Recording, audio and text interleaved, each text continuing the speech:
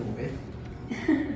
Bueno, si a vostè li sembla bé, abans de començar amb aquesta entrevista, voldria posar-li una mica en context de la situació que tractarem i sobre la qual li formularé algunes preguntes després. Perfecte. Per començar, aquesta entrevista anirà relacionada amb un fet que va tenir lloc durant l'inici de la campanya de vacunació portada a terme a Espanya i en el moment en què vostè ocupava el càrrec de ministre de Sanitat.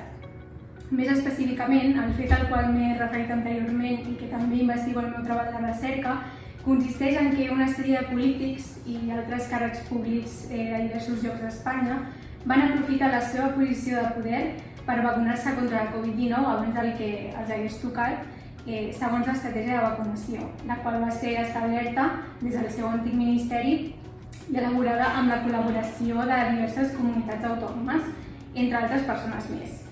Amb aquestes accions es va vulnerar de forma molt clara el contingut d'aquest document. I després d'haver-li fet aquesta introducció, què li sembla si comencem amb l'entrevista? Perfecte. Som-hi.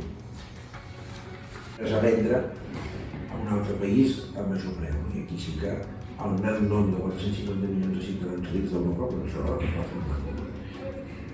I a nivell de pillatge de les cues, d'intentar posar aquí una nova confiança, això va tenir una pel·lícula que la gent havia de plegar. Els primers casos que van haver-hi van ser molt exemplaritzats. Jo el mateix crec que va anar d'Europa. No hi ha hagut. Ha funcionat bé, no?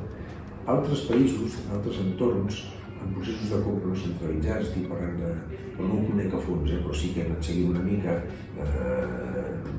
Amèrica, aquí hi ha hagut casos, en fi, contractes discutibles, amb preus discutibles o poc explicats, no?